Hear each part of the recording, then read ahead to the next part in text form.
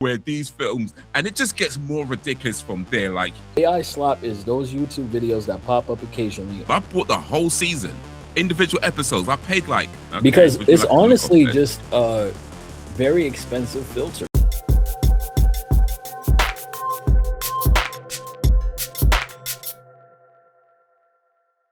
Been seeing like like these ads saying, "Hey, have you ever lost your data, something that you were working on?" And I was like, "Oh shit, it's too late for Bandit." Yeah, too late. It's like you should advertise that like 3-4 weeks ago. Right. All right. So here we are, back once again with another episode of the Uncivilized Art Podcast. I'm your host, Bumi Hazan, but I go by Bandit Hayes in the online space. Cell is not with us today, but it is myself and Mr. Sweet Buzz of Sweet Bundy of Sweet Buzz Music. I'm not going to tell you Cell's business because it's is it personal? I guess it kind of is. You know what? She could tell you herself she wants to, but I ain't gonna bait her out like that. So, but she's not here today. Hopefully, back in the next episode. But till then, Bundy, if I can even talk properly, Bundy, how you doing? How you been these last couple of weeks? Man, it's just been an up and down battle with the weather. It's been cold, it's been hot, it's been warm, and it's just going in a cycle. I don't even know what to do with it. Mm-hmm. Yeah, weather's all over the place. Like, I mean, but I live in I live in London, so yeah, we get like inconsistent weather. Like my whole life has been inconsistent weather, and I tell you, like, not a single person who lives in London, grew up in London, in England for that matter, is used to it. Like we know the deal, but we're never used to it. Every time it happens, we're like, oh, I guess there's something similar over there. I mean, I heard that it was raining in UK for like a good number of days, like in a row. No, it was for over a month at least. Yeah, like I'm not sure the exact day count in the end, but the last few weeks I think have been okay. Like we only had a little bit of rain in the last few weeks. But yeah, for the beginning of the year, for like first month and a half, maybe what we now March. So yeah, maybe 2 months probably. It's just everyday rain. Every day, which is hilarious because there's a game. What the hell was it called? Watchdogs 3 specifically. Where that's set in London, is it? Yeah, and it was pretty much that weather all the damn time in the game. And it was like a drastic difference because the previous one was in LA, so they had all this nice weather. It was variety, and then when they came to the UK, they just made it the most stereotypical version. I'm surprised people are not mad about that. I mean, if it's right, you're right. You know what I mean? You can't be mad. It's kind of is what it is. All right. So on today's episode, we're going to be talking about a few things that we've been watching over the past few weeks. We're going to be talking a little bit about Invincible, Fast and Furious 6, The Green Room, and got a little bit to say about DLSS5 as well a bit later on. We might talk about a couple other things we've got time to. But before we do all that, you just mentioned Watchdogs. Have you played all the Watchdogs games? I've only played 2 and 3, Legion, but I didn't beat Legion because it just got really boring. I only played the first one, which I enjoyed. I don't think it was amazing I didn't even play it. I liked it. Yeah. I think I do own the second one, but I've never actually played it. Like I bought it. It's really fun. PlayStation 4, but I never actually played it in the end. I got it. It was like going cheap, and I just bought it. So I'll play it later. It never came. Do you reckon it's worth? I don't have my PlayStation 4 anymore though. So do you reckon it's worth buying a PlayStation 4 to play it on that, or do you reckon it's worth just buying the game on like PC or something like that? And yeah, get it on PC because they put it on sale all the time. Even if you have a PS5, you could just play it on the like. Do you have a PS5? I do not have a PS5. Oh, okay. But I don't think I'll be getting a PS5 anytime soon at this point. Nah, you don't want to because they went up on I don't prices. think I'm getting a PS5. Right. Yeah. They just put they went up on prices or about to. No, yeah, they're about to, like in a couple of days. Which is funny because I told my brother, he was asking me around Black Friday. He was like, "Man, should I wait?" and get the PS5 later. I said, do not wait. Get that shit now because they're going to go up on prices. They already went up on prices for the Xbox. They're going to go ahead and do the same for all the other games, and they're going to go up higher on the Xbox anyway. And not only that, taxes. I told them that. And sure enough, you see a few months later, that shit went up.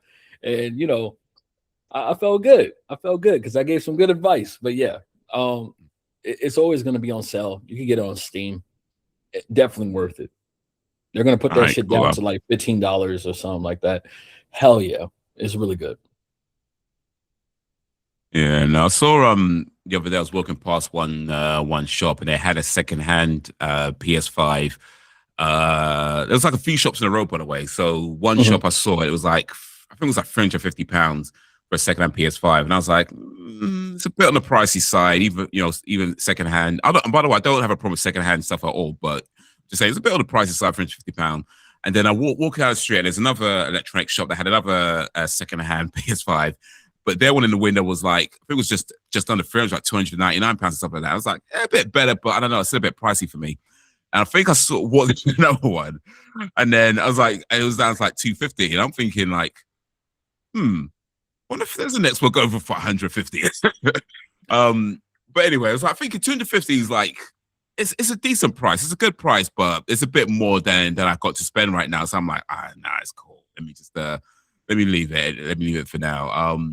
But yeah, like that I'm hearing the news that they're going to put the price up again. So I imagine even the secondhand ones are going to go up as well once that kicks in, because they can get more for it now.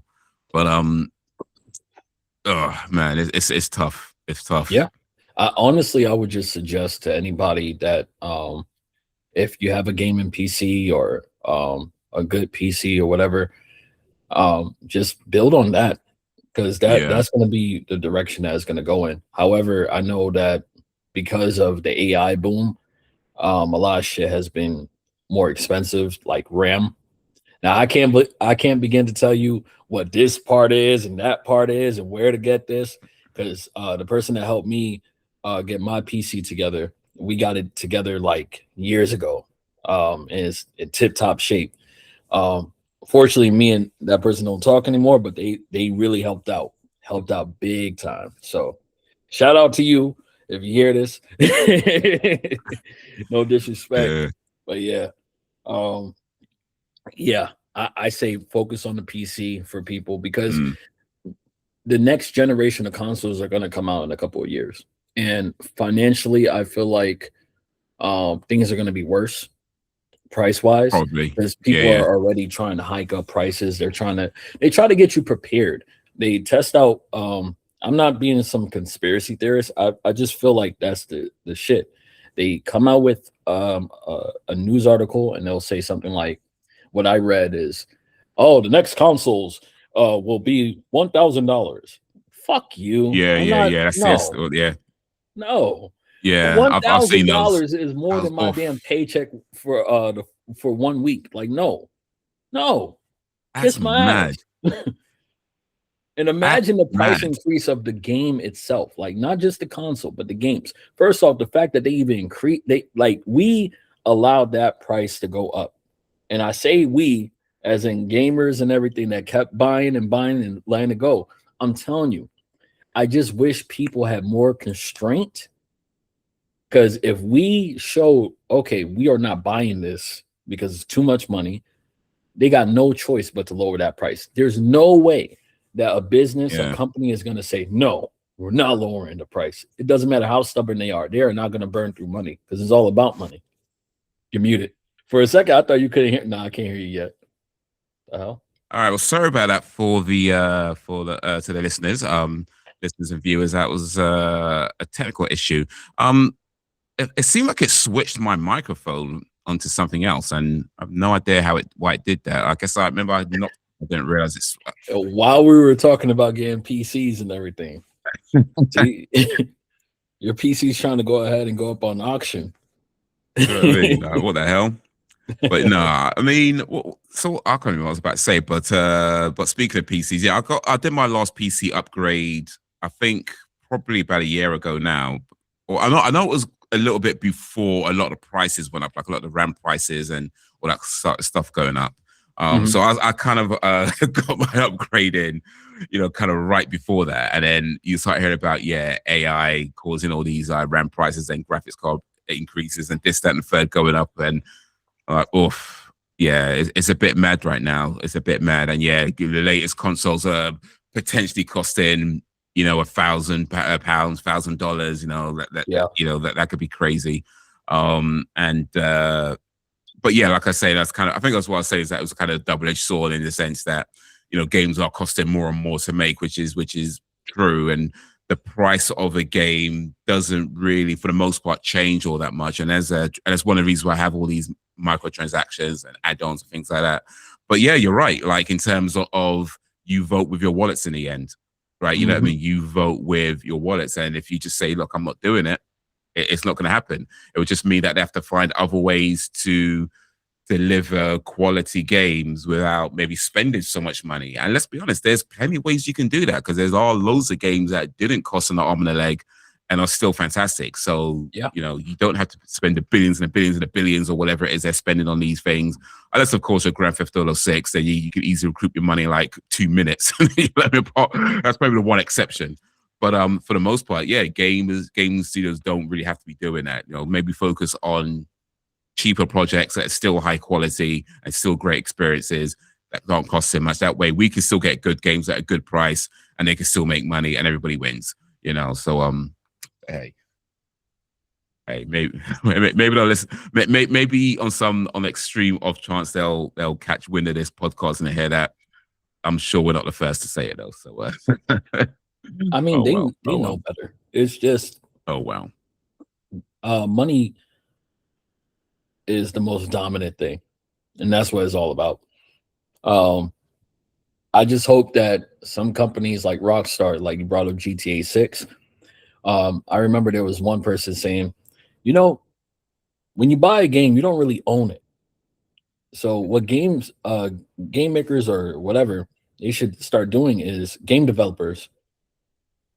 They should start charging a subscription fee for games. And I guess you kind of do that with like Game Pass and stuff like that.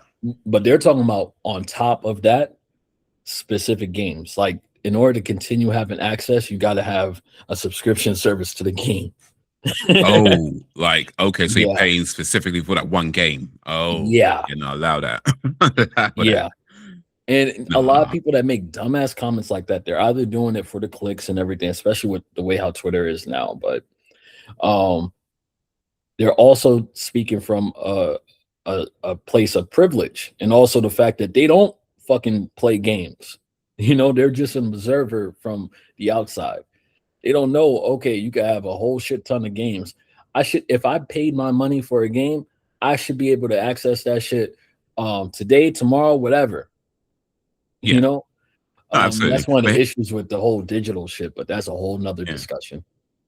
I won't get into it too much, but I do want to say something because I think is quite interesting about that, because about what a person said about how you don't actually own the games. Which is true. Like legally speaking, you don't actually own the game, and it's always been that way. Like even going back to the 80s, 90s, same with CDs, same with DVDs, VHS. Like when you bought a cassette tape or whatever it was, you bought an album, you don't actually own the album. What you're buying is the rights to listen to it. You're basically paying for a permission to listen to that album. And that's why it will say things on like the back of a CD or the back of a DVD that about, unauthorized broadcasts, and you're not really supposed to be lending it to your friend, stuff like that. Like, of course you could, because there's no way you could enforce a law where you're just like lending out your CDs or your games and at least certainly not back then you couldn't. So it would happen and nobody would get in any trouble for it, of course. But, you weren't really, from a legal perspective, you weren't really supposed to be doing that. So basically, when you have things like streaming services and digital download services, it gives more control over how you interact with that product, that game or that music or that movie. It gives more control to the publishers, the distributors, and things like that, and less control to the consumers. So like I said, we buy a DVD or you buy a game on disc, you can play that game for how many times you want, for as long as you want, for as long as you have a machine to play it on. But if you buy a game as a download and then they decide they don't want it on their servers no more, Yeah, that's your money gone. That's your money gone. And and even you'll though be lucky it's, to get a refund. yeah, right, you know, and it's I'd hope it's an unlikely scenario because you know they've been doing it like this for a while. I don't think that's happened, at least not in a big way, to my knowledge. Correct me if I'm wrong, if it has happened. But even still, there's a possibility. In fact, you know what? Tell a lie. It has happened, and I know it's happened because I remember I bought Cobra Kai the first season before you know, Cobra Kai used to be before it was on Netflix, it was on YouTube, right? It was on YouTube Red, back when it's called YouTube Red. That's called YouTube Premium. But the first season of that was on YouTube Red. And before we got that in the UK, because it wasn't available in the UK, I bought it to watch just as, you know, to pay for the individual episodes. And then at some point after YouTube Red came to the UK, they changed to YouTube Premium, and then Netflix eventually bought Cobra Kai from YouTube anyway. I remember I went back. I don't even know this happened. I got no notifications, but I went back onto YouTube thinking, where's that season that I bought? It's just gone. Like, it's literally gone. I bought the whole season, individual episodes. I paid like £1.50 per episode to watch that whole season before it was available to just stream in the UK. And now it's gone. Like, I got no notification about it. It's just gone. So yeah, It has happened. It has happened. Bloody piss take. Pay for that shit, man. Doesn't matter that I can watch it on Netflix now. And I don't. That's not the point. I paid for it. I should be able to watch it here because I paid for it here. You know what I mean? I don't care that you sold the rights or whatever you did. I paid for it here, and they just took it away from me. Exactly. Man, that's a piss take. No warning. You know what I mean? No email. No, oh yeah, we're gonna do this, or maybe download it before such a date. No, none of that. None of that. So yeah, it can happen, and it has happened. But anyway, like I said, that's a whole nother thing. That's a whole nother thing. So all right, let's talk about some of the more planned content, planned stuff now. All right then. So Invincible season 4 is out right now. Is it season 4? I've lost count of seasons. I know I've watched all the seasons, but I've not watched the last season. So yeah. Season 4 has just come out. I think it came out last week, or it's come out recently anyway. Like I said, I haven't. It's been about 2 weeks, maybe. 2 weeks. Okay, 2 weeks. But yeah, I haven't watched it. I haven't started watching it. I do plan on watching it. I've watched all the seasons so far. I've enjoyed all the seasons so far. So I'm looking forward to getting some time to watch the season 4 of Invincible. But for now, Sweet Bundy is going to tell us a little bit about Invincible. Please no spoilers. Yeah, of course. Please no spoilers. So far, right, I might have to mute your microphone. All right. So far, it's only 4 episodes out, right? Okay. Because they started out with a 3-episode premiere, and then rolled out the 4th one last week. So the 5th one should be coming out this week. They got some more voice actors from The Walking Dead. I'm not going to say who, but that's going to be cool. And they already have that chemistry because of all their time together, you know, in the series. But beyond that, focusing on Invincible itself, it jumps right into it. It jumps right into the shit that we left off of, and it got to tell some interesting stories, or an interesting story that they didn't get to tell in the comics. Now, I'm not too familiar with the comics. I just did my little bit of research about it when looking over what other people had to say about the episodes. And I just got to say, like, I love it. Like, this is good. This is good. And I can't really talk too much, but in short, Mark is still dealing with the consequences from everything that's been done before, everything that happened in the previous season, and dealing with the weight of that. And you get to see him develop further, as well as the relationship between Alan and Mark's father, right? You get to see that pair develop further too. And just all the reactions and everything, just the effects of all that cause and effect shit, I really like, because it helps with the character building, it helps with the world building that they have with this series. And you can tell that Robert Kirkman is really getting to enjoy and do more. And I think a lot of writers are like that when it comes to any, you know, when at least when they have more influence and control. Um, because when you write something, of course, that's just what you came up with first, right? What you decide to go with first, I should say. Then after years and everything and the reactions, you got to get more ideas and you got to flesh out things or make changes. And you could tell Kirkman is enjoying this shit. And you feel that. And I feel like every season from season 1 to now, Invincible has been getting better. And I was concerned because it really fucked with the momentum that one season, I forgot which one it was, where they came out with a half season and then they decided to do a break. They said, "Oh, but it makes sense story wise." I don't give a shit. Don't show me the whole damn season. Like, don't do that bullshit where you gotta go ahead and bring out one half and then you gotta have me wait months and months for the second half. No. So thankfully, they're not gonna do that with this season or ever again because they learned their lesson. And Kirkman, thank God he's not like one of those those assholes that they just can't let go of an idea that they came up with, you know?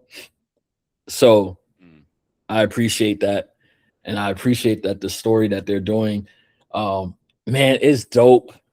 For anybody who had any concerns or doubts thinking that maybe they lost their momentum, maybe they lost their that fire. No, it's in here. The animation is good, the music is good. There was a voice change that I was not aware of until well after. I saw people trying to circulate the clip. I don't care. I personally don't like the character. I didn't really notice the voice change when I heard it. I don't care. So that's all I got to say about that if anybody was curious. But yeah, definitely worth the watch so far. Like I said, it only came out with 4 episodes so far, and I'm eagerly waiting for the 5th episode. So. Okay. Is this the final season, do you know, by the way? Or no. They're talking about like maybe 6 or 7 seasons, something like that. So there's plenty more to come then. Okay. Oh yeah. Or potentially. For sure. They already confirmed it actually. Okay. Yeah. Okay, that's cool. Yeah. That's cool. The series that's gonna have their series series finale season is The Boys, and they should be premiering, I think this week. If not this week, then next week. They're premiering their first episode of the last season. Yeah, they're getting up for their final season, and well, yeah, we're gonna have to talk about that one, I'm sure. Oh yeah, definitely. But yeah, looking forward to that too. All right, so yeah, I mean, with Invincible, like I said, I've seen the first 3 seasons. I've enjoyed them so far, and we've talked about Invincible before, so you kind of know how I feel about it, like, in terms of like some of the characters weren't really sure about the direction they're taking them in and whether it's going to work or not and stuff like that. And so without spoilers, and of course it's only the 4 episodes so far anyway, so there's probably not much to say too much, but do you feel like the direction that they're taking characters in makes sense, or is it at least making sense so far, or is already of them feeling like it seems a bit odd, or stuff like that? Of course, there's still time to pull it back if it does feel odd. I get that, but is there anything like that, or is it all just making sense so far? So far, yes. And even though it's only been 4 episodes, there's a lot. There's a lot that they tell you, but not overwhelmingly so, just a huge reveal, And not only that, like, not just one huge reveal, is like multiple. So it's bundled together. I think that's why they released those first 3 episodes together, because there's so much to unpack there. Man. Yeah. Like, for most of the characters, I'm like, I get it. There's only one character, I'm not going to say who, but there's one character that they made a decision, and they didn't really have a choice too much. I mean, you always have a choice, but I get it. The most logical choice was to do what they did. But for the sake of everything that happened previously, it's like that was a little too easy. But I get it, you know, and I appreciate it too, because I'm impatient as a watcher. I don't like waiting too long. If we're gonna get to a point and it seems obvious to get to that point, unless you have one hell of a story to tell in between that, you know, point A and point B, let's just speed it up, you know. But it's not terrible like but okay, so it's not as terrible as this, but it's reminiscent. And this is minor spoilers for The Walking Dead, but listen, Well, you know, COVID happened after The Walking Dead. You should have watched it by now. So anyway, when Negan came along and he took out that person or those two people, and then the group was all battered and defeated. One of my biggest complaints and one of the things that made me turn against the series was how fast the group recovered from that. It's like the very next episode or the episode after the next or whatever, they were like, we got to fight back. Hell no. Logically, right? Now, I'm not going to go on a big rant, but logically, the reason why I'm so against that shit is not to say, hey, they should be scared and terrified. But yeah, they should be scared and terrified. If you just saw Negan do what he did to your group, imagine your group, you're badass. You're like, yeah, nobody fucks with us. You go through cannibals, yeah, nobody fucks with us. You go through bikers, yeah, nobody fucks with us. You go through rapists, yeah, nobody fucks with us. And then I know where this guy comes along, he just bashes in two heads of people that you've been riding and dying with, just like nothing, and laughing about it. Yeah, I'm not fucking with that guy anytime soon. And then he just made a comment about his dick to my leader. No, I'm done. Matter of fact, I'm done with this show. I'm going back home. I'm leaving Atlanta. So it's not as drastic as that in Invincible with what the character decided, but it seemed a little rushed. But again, I get it. Yeah, no, I think I know what you mean. Well, I mean, I don't know what you mean in terms of this specific show because I haven't watched it yet, but I think I know what you mean in general when shows do things like that. You will get it once you see that scene. Most likely. Yeah, I mean, do you know how many episodes they're doing with this season? Do you know what the total is going to be? You know, they showed all the episodes and everything, like the screen caps, but I tried to not look at that because I consider them spoilers. I think it's like 9 episodes, maybe 10 for this season, but I didn't want to see the damn screen caps because it's not even like they had generic screen caps or even blur the screen caps and just show the title over that. That would be cool. But no, they have like prominent characters all in the thumbnail, like throwing up gang signs and shit. Like, yeah, I'm in this episode. That's a bit much. Yeah. Like, I don't want to see that. Right, I know exactly what you mean. When like streaming services have a tendency to do that, when you scroll through the thing, you got the thumbnail or whatever the picture is, and you just kind of think like, okay, well, I know he survives now. Exactly. It's like, all right, it's just like, man, oof. But it's almost the equivalent of those shows where they have a title that spoils it. Like, I swear to God, if they have a title in the last season of The Boys where it spoils a major death or something, you know, like I don't know, Homelander goes boom, some shit like that, I'm gonna lose my shit. shit. To be fair, that can mean a lot of different things. So, but I mean, I get your point, but that particular title can mean a lot of different things. So, but if they have like they say, all right, this is the last episode, and it's like Homelander goes boom, and then they just show him in the thumbnail. Show him in the thumbnail all bloated and shit, like selling Dragon Ball Z. Yeah, nah, I'll lose my shit. You know, there's this skit. I forget the content creator. I saw it a while ago now, but it's got quite a few famous content creators in it in the video. But anyway, but it's called When the Subtitles Spoil the Movie. Because you know, if you have watched movies or shows with subtitles on, and like sometimes the subtitles come up before they've actually said the thing that they're saying. Of course, in the video, they're making a joke about it, and it's so hilarious. Like, if I could find it, I have to send it to you. But yeah, it's such a funny video. I know the video of you're like, talking about, but I can't remember who it was exactly. Yeah. Oh, you seen it? Yeah. It's hilarious. And it's true as well. Like I say, so I like to watch stuff with subtitles on. I used to, but it was for that very reason why I stopped. Yeah, I mean, for me, it was like, I remember I used to watch movies on a train, and when you're on a train, even though you got the headphones in, it's still quite loud, and then it just helps to be able to read it as well. And then I think after that, it just kind of stuck, so I just ended up keeping it on. And these days, I don't even put the subtitles in English. Actually, I just put it in Spanish. I have the words that they're speaking in English and the subtitles in Spanish. So I was like, all right, cool. It's not spoiling it so much because I read slow anyway. So. And by the way, sorry, there are 8 episodes. I just looked it up. So there's going to be 8 episodes in Invincible season 4 total. And it's 4 so far. It's going to be over halfway through. Yeah, they're about halfway through.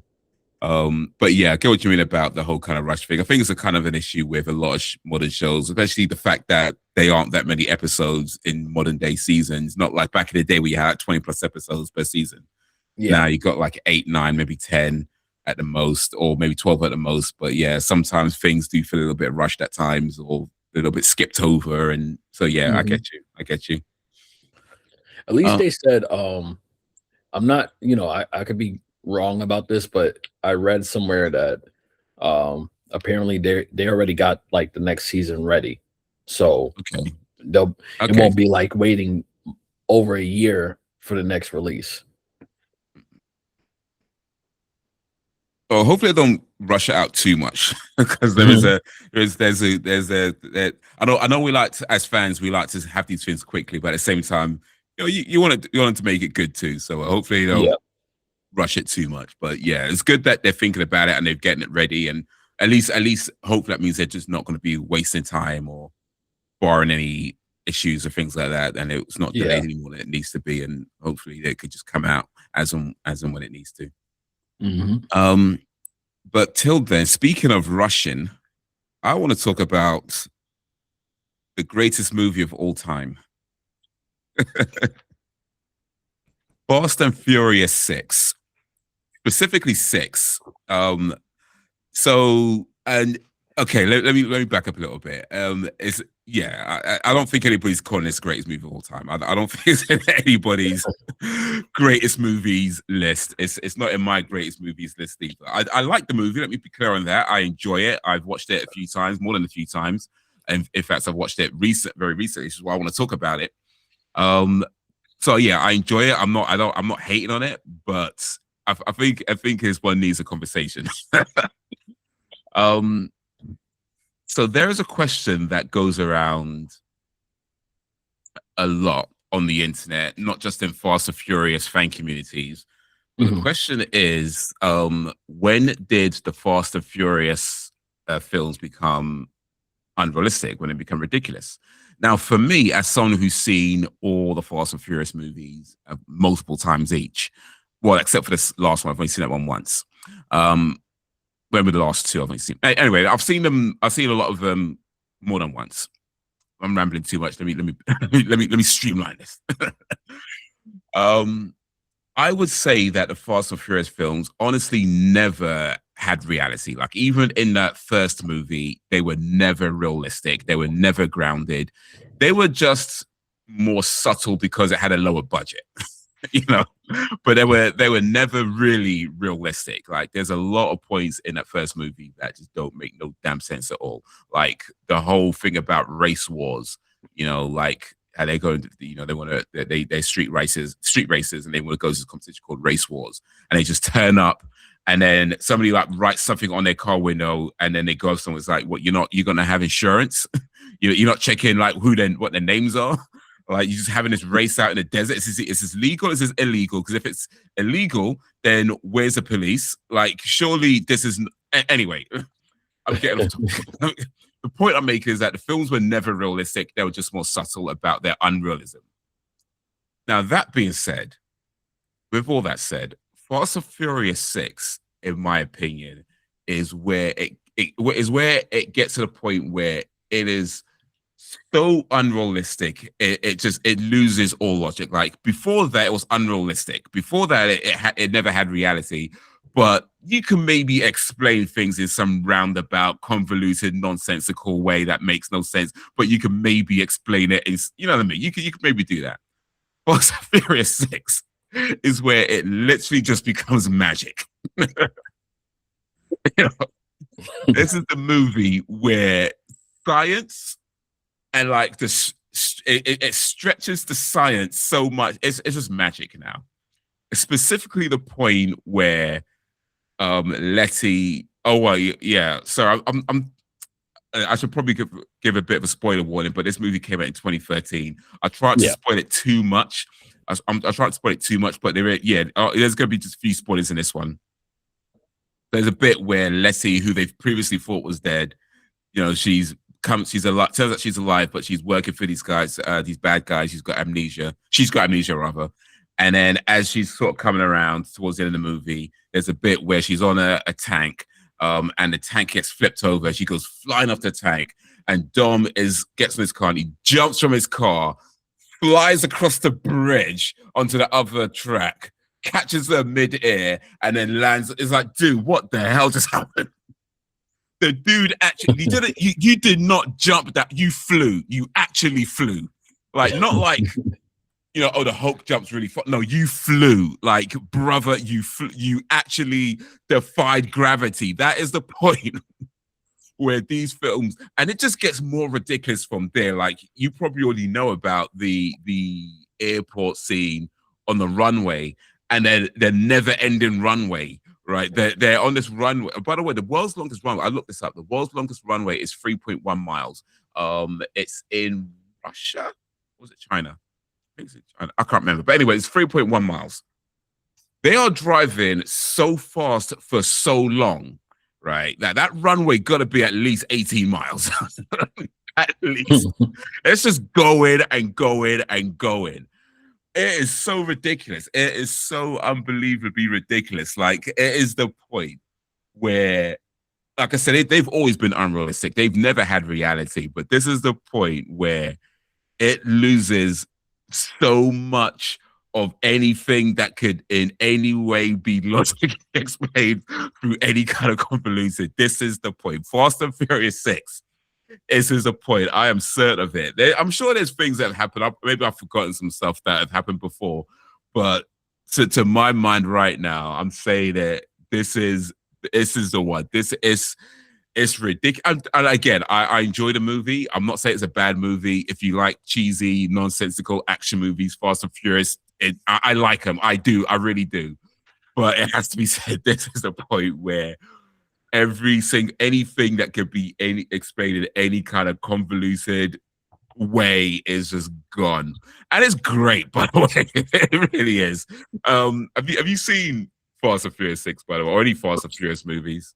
The only Fast and Furious movie that I watched all the way through was Tokyo Drift. Okay, and that was because like they came out with that dope song. I still like it. Yeah. Dun. No, right, that's a ludicrous one. What am I thinking of? You're thinking, you're thinking that was a ludicrous one. Yeah, that was ludicrous. That was too Fast and Furious. Yeah.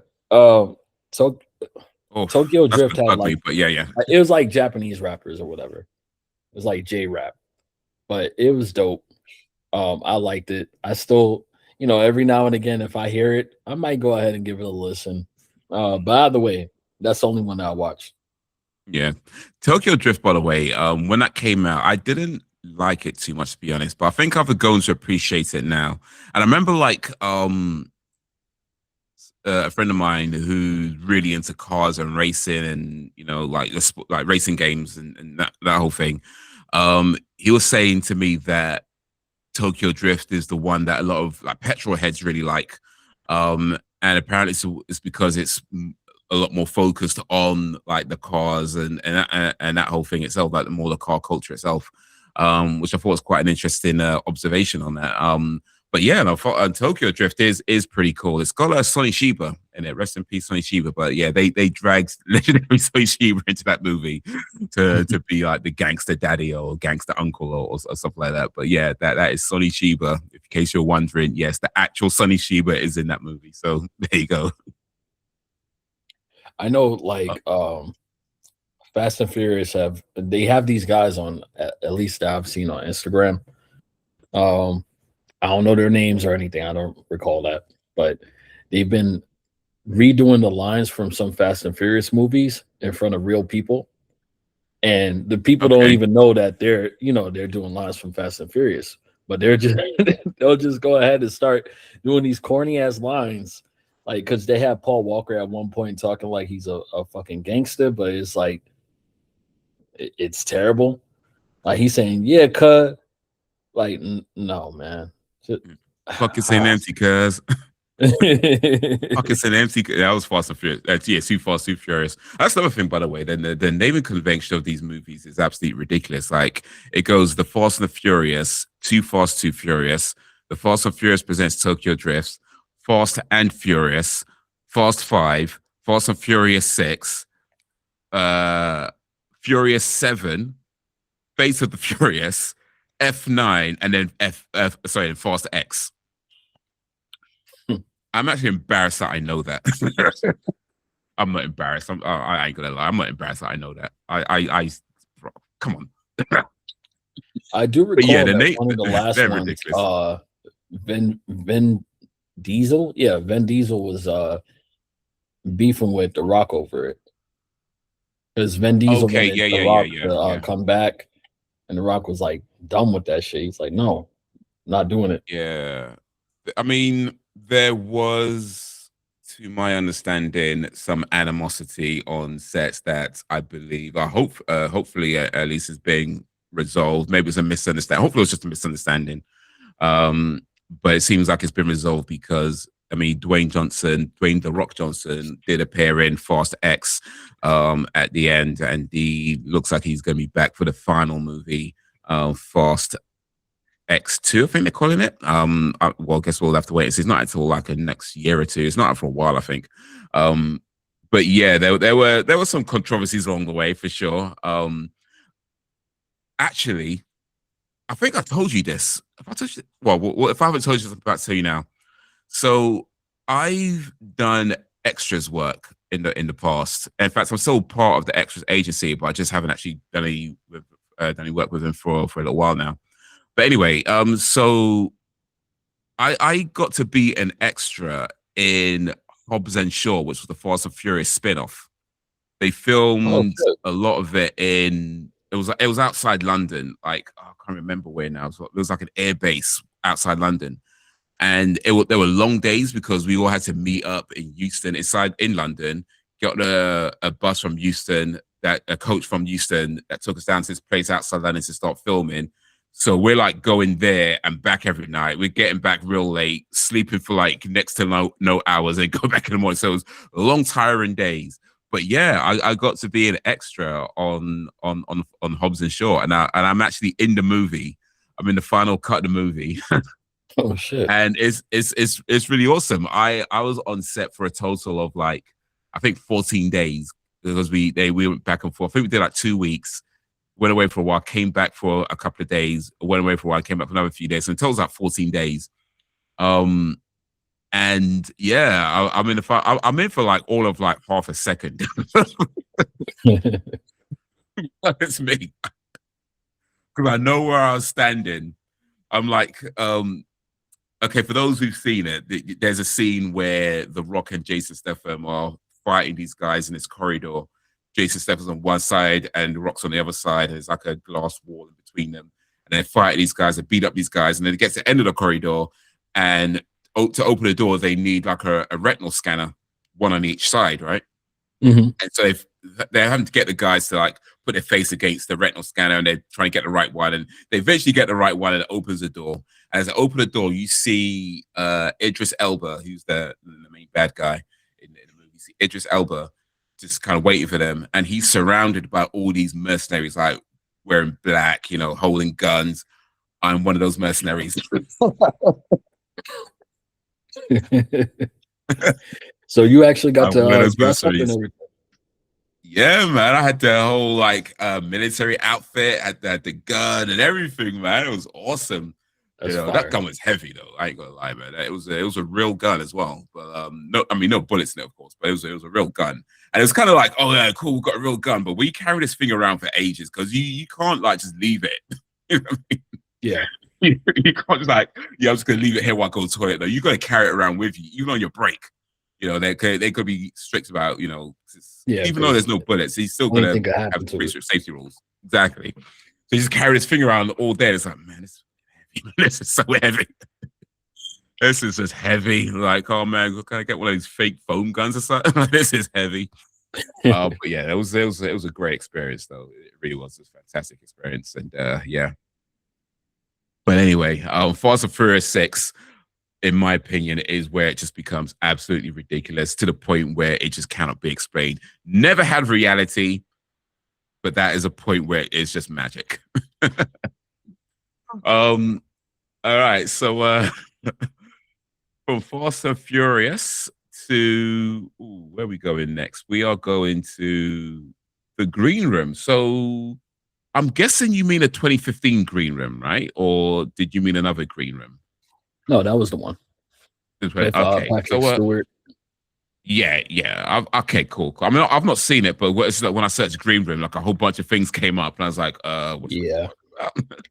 So yeah, the one with Patrick Stewart from 2015 with who else is in this? Anton Yelchin, Imogen Poots, Joko, Alia Schwartak, and Macon Blair. Well, they're the top build on Amazon, at least anyway. Directed by Jeremy Saulnier. So, Mr. Sweet Bundy, tell us about the green room. What's so green about this room? Or what's so room about this green? So, this movie is about a punk band. They go to this gig, and the gig is actually filled with a bunch of Nazis, right? Like skinhead Nazis. Then they find out that somebody's murdered and they want to leave. But they can't leave because now they're a witness to murder. So it all becomes like them against the Nazis, them trying to get out without getting killed. And yeah, the premise is simple, and I thought it would be right up my alley. I love movies that are, they do more with less. And I also love escalations like Uncut Gems and Good Time, right? So I wanted to watch something that was anxiety inducing, and this was recommending alongside of those movies. But man, this movie was just disappointing. I get that it's on a deeper level and it's more about the characters themselves than the story, but I couldn't get into the characters.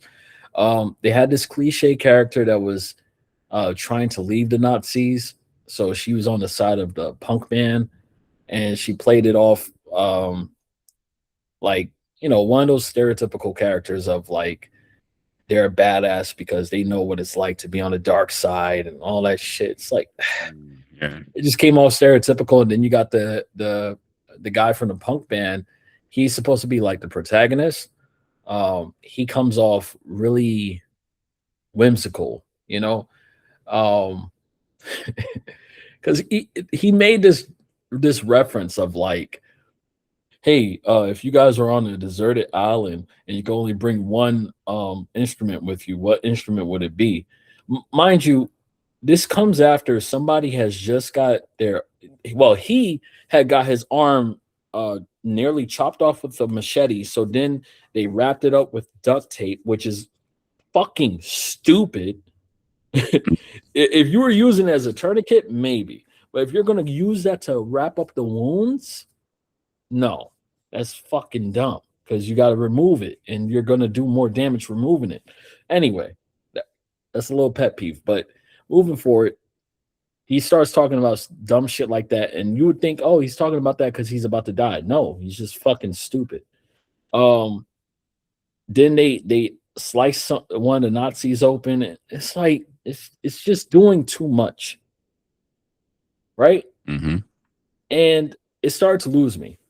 This film, honestly, the reason why I had to really talk about it was because it kept getting recommended to me. by people, AI, the algorithm, all that. It was recommended to me because I liked Good Time, because I liked Uncut Gems. And they kept saying, yeah, it's anxiety inducing. It's going to be really intense. I did not like this film. I thought it was promised with Patrick Stewart being the bad guy, like he's the top antagonist. But the ending is so, what the hell was that? And I'm not going to say what happens at the ending, but it's just a what the fuck was that? Even the movie, like they have this moment where the characters say some lines to each other. And then it just cuts to punk music and they roll the credits. I'm like, main point, this is not it. Do not waste your time. If you were in my position and you're into films like Good Time and Uncut Gems, where basically it has a starting point and then a series of events occur that escalates the situation or adds more drama to the situation and makes shit way more complicated or chaotic than it needs to be, than initially started out to be. Where the solution was right there, but then all of a sudden, while you're crossing the road, a whole fucking stampede straight from Lion King came running down. Okay? If you enjoy movies like that, do not even waste your time with The Green Room. The Green Room sucked. And that's just my opinion on that, because I was mad when I watched that. So I was like, no.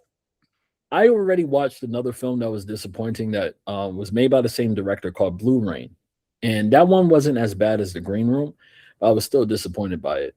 So I'm not even going to talk about it right here, right now. But The Green Room actually made me mad because I stopped and I said, no, I'm not going to give up on this movie. I'm going to watch it. I'm going to watch it and see how I feel. And this is how I feel. And I felt like, no, I gotta vent about it. I know you guys are not my therapist. But this is the least expensive. I should charge by the hour. By the minute, really. All right. Well, before we leave the green room, I just want to read something because I just looked up on Rotten Tomatoes. And I think the general consensus might be in line with what you're saying. So let me just read out something. Well, maybe not quite in line because it's got a 90% tomato meter from the critic score and a 75% popcorn meter from the audience score. So maybe not quite in line with what you're saying, but this comment, a review rather, just read out a few lines. I won't read the whole review because it's kind of long, but I read a few lines from it. This is by Bryce Hansen from Horror Movie Talk on September 23rd. I assume September 23rd, 2015. Anyway, it doesn't really matter. But he gave it a 6 out of 10, and he says, Green Room is worth seeing, but I think it gets a little overhyped as a hidden gem. I think the novelty of seeing Patrick Stewart as the bad guy gave this movie some legs, but it's essentially a run-of-the-mill thriller. Would you say that's about accurate to what you'd from what you'd seen? I'd say yes, but without that is worth watching. It's not worth watching. I completely disagree with that part. And it's not even like it's a bad movie. It's just a waste of time. Because for me, a movie is worth watching when you walk away with something. And that doesn't have to be anything big. You know, I'm not talking about like having an important lesson or anything. Just entertainment at the very least. Like I've watched movies like Crank and Crank 2. I love those films. And those films are fucking insane. With Jason Statham, they're insane. He's on this like fucking adrenaline rush and he's just constant. At one point they have a kaiju moment where he turns into like some fucking giant Godzilla like Jason Statham. It's fun. It's entertaining. It's an experience that you won't really get in the typical film. So it's like you're still walking away with something. The Green Room, I walked away with nothing but a waste of fucking time. I'm going to be on my deathbed, and assuming I don't have Alzheimer's or I'm not in terrible pain, I'm going to think back like, damn, I could have had like an hour and 30 minutes doing something else. But instead, I watched the fucking Green Room. So again, it's not a bad movie. It's just a waste of time. And that's what made me so disappointed. If it was a bad film, I feel like that would have been more valuable. Okay, fair. Wow. The Green Room. See it at your own peril, I guess. see it at your own risk. An hour 34 minutes. Yeah. Might be an hour. It's an hour. Either one way or another, it's an hour 34 minutes. You'll never get back. So Never. proceed with caution. Came out in 2015 or 2016, according to this actually. So around about 2015 or 2016, maybe depending on which country you're in. Anyway, let's talk about. You mentioned AI a little while ago, so let's talk a little bit about AI. And in the interest of time, I'm going to try and keep this brief, even though there's a lot to say about this particular topic. But I'm going to try and keep this brief. So I want to just talk about DLSS5. It's a new technology that's coming out on graphics cards, and there's been a lot being spoken about it. Now, the first thing I want to say is this: is that just to kind of be clear from the beginning is. From what I understand of the DLSS5, I would say that I'm not particularly a fan of it in terms of it's not something I think I'd be looking to buy myself or buy any product, buy a card that has it. Or if I do buy a card that has, I mean, these things are going to be super expensive anyway, so I'm probably not buying a new graphics card anytime soon. But if at some point in the future I buy a new graphics card that's got some version of DLSS5 or the next generation of DLSS5 on it, it's not something that I will want to turn on. So what is DLSS5? So basically it is I don't want to say AI upscaler because that's not quite accurate, because what graphics cards have always kind of done in the past is, you know, if you play PC games, if you play a PC game and I play that same PC game, we're not necessarily playing the same experience. You know, what you see and what I see can be completely different based on your computer specs and graphics card being a big part of that, right? So graphics cards have always delivered different experiences based on, you know, the performances of your computer and, you know, what you're able to see. However, what they do is display what the developer has already created. They're just better graphics cards, which is able to display those in more details. They're not changing anything. They're just able to display what the developers already created in more detail. That's not what DLSS5 is doing. But DLSS5 basically takes what the developer has done and draws over it and says, I can do better than that, basically. You know, it basically takes what they've done and says, you know what? That's good, but I can do better. And what it produces, in my opinion, isn't necessarily bad in a sense that what you see, like it looks fine. The issue for me is that it's not what the developer created. You know, I'd rather see what the developer created, not something that somebody else came over and, like, imagine you have you know, the Mona Lisa, right? And you know, you go to the museum, you want to see the Mona Lisa. But let's say you go to a museum and instead of seeing the Mona Lisa, the museum owners, the curators of the museum, but you know what? I'm going to put a filter over there. You don't want to see that. You want to see what I think. You know what I mean? It's like, no, I want to see Leonardo da Vinci's. Is it Da Vinci? It's Da Vinci, right? There's some art references, but you want to see the artists. Yeah, you want to see what they did, right? And that's I kind of feel the same way with this. I want to see what the developer created, and yeah, I understand that if I have a crappy graphics card, that's going to show a lesser version of it than if I had a better graphics card, I can show it in more detail, but it's what the developer created. What I don't want to see is somebody else just drawing over it, regardless of how technically impressive it may look. It's not what the developer created. But the thing I want to mention for now, or the main reason I want to bring this up, is that I see a lot of people referring to it as AI slop. And I don't think that's an accurate way of describing it, because I feel like that term kind of gets thrown around a lot these days. Anything that's AI, oh, it's AI slop, it's AI slop, it's AI slop. But I think the problem with this labeling everything AI slop is that it diminishes what we're actually talking about, because the issue isn't AI. The issue's never been AI. It's like if you watch enough Black Mirror episodes, you know the issue is not the technology, it's how the technology is used. So like, this is an AI slop, because slop to me, and I think if for anybody, if you hear the word slop, you're thinking of something that was just like haphazardly thrown out with no care, with no attention, no kind of, no kind of effort put into it. It's just whatever. That's not what this is. This is a very deliberate, intentional thing that was made over, I think about 3 years it took to develop or something like that. This, it's not just thrown out garbage. Like, it's very intentional. And I think that's important to acknowledge, because in my opinion, that makes it worse. You know what I mean? That it's that you deliberately done this. Now, that being said, I also think the other side of the coin is that, as I said before about, I want to see what the developer created. The truth of the matter is that it is kind of that as well, because one of the things about DLSS5 is that it does also give the developers control of how much it uses it, how much it uses the draw overs, or, whatever they end up calling these things in the end. So in essence, like, the developer can make games that just don't use it at all, regardless of where it's available or not.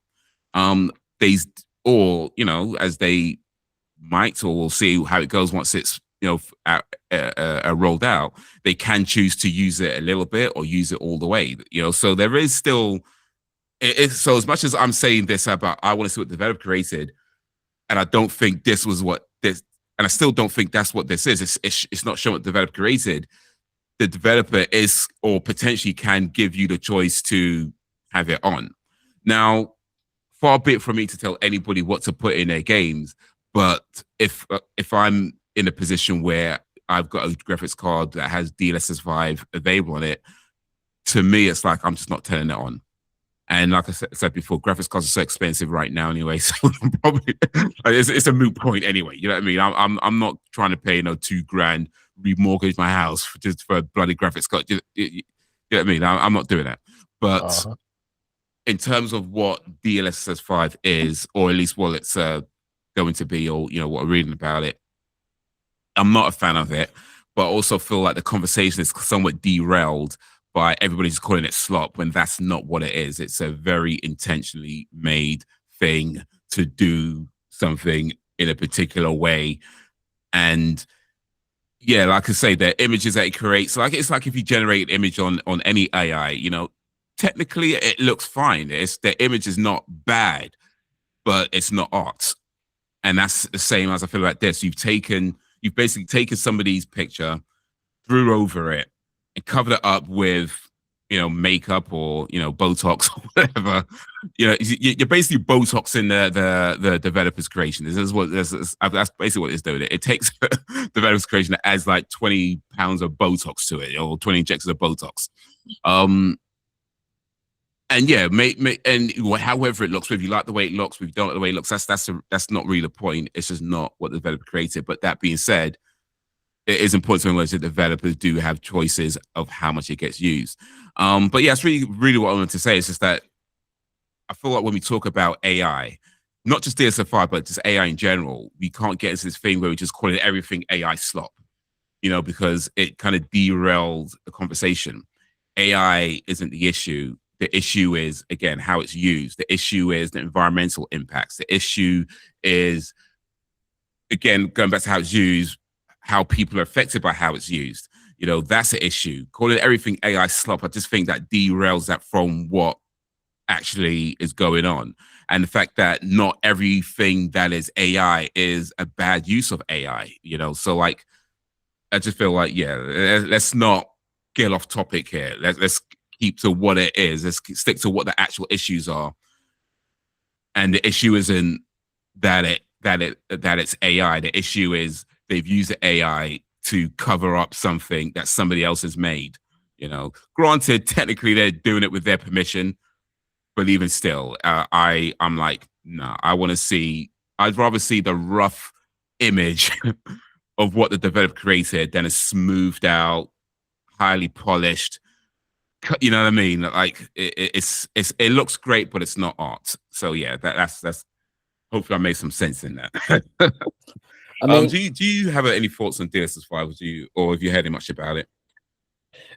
Yeah, in general, it's a damn.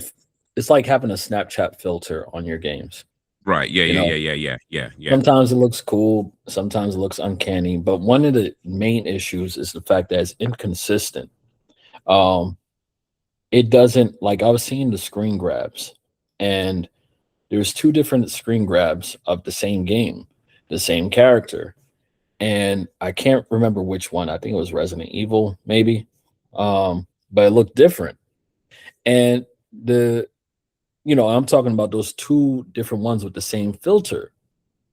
So if you have the same filter, why is it making the character look different in two different scenes? And it's the same character. The filter should look consistent. There's no consistency with it. Not only that, it was adding on these features that were unnecessary, like changing the structure of this character's face and everything. What determines that? What Yeah. determines that these changes happen specifically? Why that? If we had let's say we had an Asian character, was to say that the filter wouldn't make them look more American, you know, Mm. or or I shouldn't say American, but Caucasian. Yeah. Kind of westernized. Yeah. Yeah. So what's to stop that from happening? You know, Yeah. that's my concern. Of course, fine tuning could be involved and everything. But honestly, it's one of those things where I will wait and see what happens. Right now, I feel like there's an AI hype and everybody wants to be first in line for it. As far as the AI slop comments, yeah, that's a BuzzFeed word that people have a habit of throwing out BuzzFeed words when they don't even know what the hell it means really. AI slop. Let me tell you what AI slop really is. AI slop is those YouTube videos that pop up occasionally, whether you're on YouTube Shorts, Instagram, or TikTok, and they have the humanoid cats in a weird story, right? And the entire time in the background they're playing that meow meow cover of one of those sad songs. Okay. If you haven't seen that video, let me describe what one of them goes like. So a mother cat is on a plane, and the baby cat shits itself. So then she yells at the baby cat and throws it out the plane. The baby cat doesn't die. Don't worry. Baby cat lives somehow. Again, this is AI slop. So the baby cat lives. We don't know how. I guess cats always land on their feet. Oh, 9 lives. So the baby, that too. And the baby learns to not shit itself. So then the baby runs across the mom cat. The mom cat is now morbidly obese, and the mom cat wants to be a mom cat again, but then the baby cat already grown up, learned not to shit itself, and now the mom cat starts shitting herself, and then the baby cat, grown now, makes fun of the mom cat. That's AI slop, and that's very common on these shorts, and they get millions of views, right? Millions, and it takes mere minutes to make those videos, right? Probably not even that long. Yeah. So that's what real AI slop is. AI slop is not just because AI is being used. AI is very fucking, like, there are some incredible things that can be done with it, and not even just incredible, but very entertaining things. I'm speaking firsthand. So that's why I'm not anti-AI. It's about how you use it, just like anything, just about anything that a fucking computer. If you don't use, you could use a computer in a malicious way or a fair way. Some people hack into your shit and they steal millions of dollars from you. Some hackers, they could be hacking into fucking rich people's shit and stealing their shit. Not that I'm authorizing that, but instead, they'll hack into the man who's going 9 to 5, blue collar man, hack into your shit, and now they stole all your damn your money for your truck. So yeah, it's about how you use it. how you use any tools. Yeah, the issue isn't the tool. Exactly. If you have a screwdriver, you can use it to screw in the screws, or you can use it to stab somebody. Don't stab people. That is horrible. But the issue isn't the tool. The issue is how the tool is used. But you actually just touched on something really. Somebody stabbing a screwdriver. Oof, that would yeah, that would I'll not be be so nice. fucking mad. But yeah, you just touched on something just a little while ago that's quite interesting as well, because it's well, fundamentally true, at least true from what I can see as well, is that as much as people complain about AI slop and that, you know, that kind of thing, those videos quite often, yeah, get a lot of views. And these are videos that somebody just threw, like, I don't know, like a few words into a chat bot, said generate me 10 videos about cats or whatever. And, you know, and it's like, like 30 seconds later, they got like 10, 20 videos, however many videos that it just uploads, and, you know, all that. And it's like going out, and yeah, people are consuming it and watching it and sharing it, you know, and liking and commenting, you know, all of that, you know. And it's like, and wait, you complain about AI slop at your I mean, I guess it's like with anything, like people complain about microtransactions, but they exist because people keep buying them. So they're still here if you keep buying them. No point complaining about them if you're just going to keep buying it. You know what I mean? Grumble quietly, don't grumble loudly. But yeah, like I just think, yeah, but let's not call everything AI slop, because not everything AI is AI slop, and not everything bad that is AI slop either. Like in the case of DLSS5. I don't, like I said, I don't like it in terms of what I know of it, you know, but I don't think it's fair to call it slop either. It's very, very intentional, like, what they've done. But I didn't know about the inconsistency though. Like I didn't see that. I did see some of the images. I didn't see where it's been inconsistent. So that is going to be an issue as well if you're playing the game and the characters look different all of a sudden. Like, wait, who's that? Like, wait, what's going on? Like, who am I talking to? Why did they have to say? Wait, what? You know? It's confusing people. So yeah, that's not a thing I would want to be using. I'm talking like I know I can't afford it anyway. I'm sure, like whatever these new graphics cards are going to cost, I'm saying it now. I'm pretty sure I won't be able to afford it anyway. Probably won't be. You know what? I tell you what, yeah.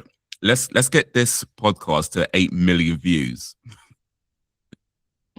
then maybe I'm buying a new graphics card. Maybe then I might be able to afford a new graphics card. I'm actually interested in what the bootlegs will be. Like the bootlegs and the piracy. I'm really curious. You know, not that I'm trying to encourage people to learn, but there's always going to be that pirate nation. They're always working hard. So I'm really wondering what they're going to do, because you know they're going to do something to at least have like a knockoff version of that. Well, DLSS5? Yeah. Okay. Because it's honestly just a very expensive filter. And if you already have, so they already have videos like with, I've seen these clips where they show like imagine a realistic GTA. And this is before the AI boom, right? And they do that. So it's usually just a filter or Unreal Engine, one of the two. Correct me if I'm wrong if somebody finds out, but I'm really curious like what the knockoff will be, because they're definitely not going to be just sole dependent on just that.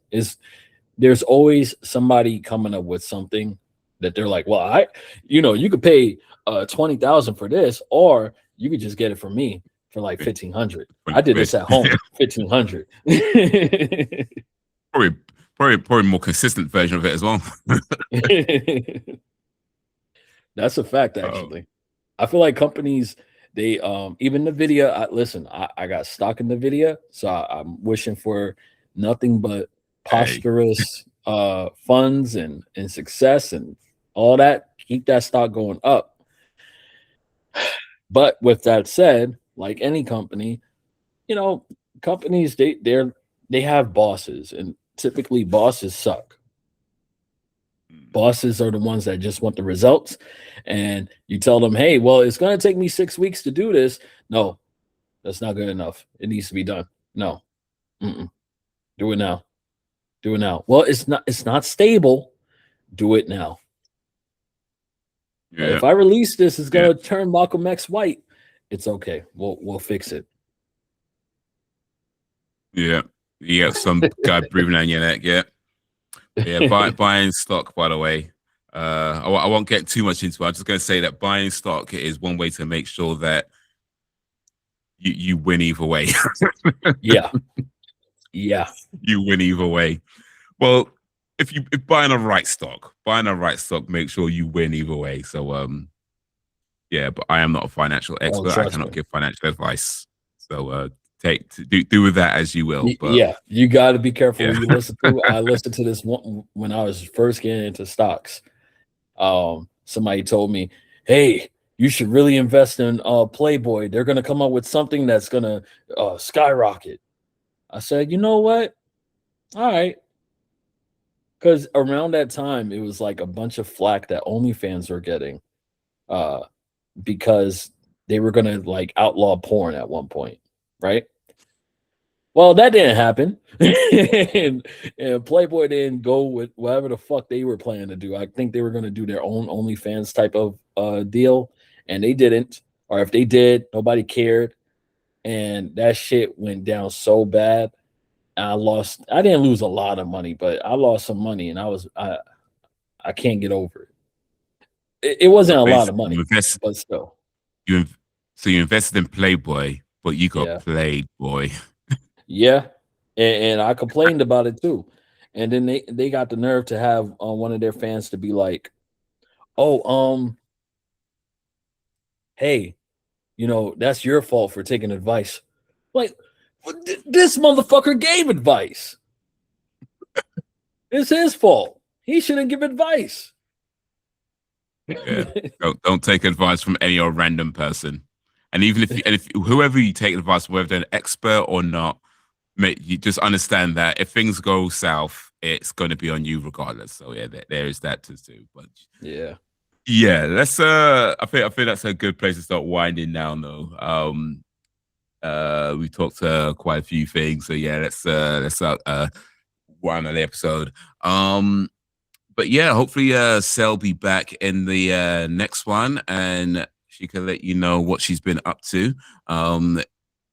And yeah, we'll but I really messed up my endings. But yeah, we'll hope. Yeah, we're just gonna go with that. Anyway, thank you for watching and or listening. And until whenever, if ever,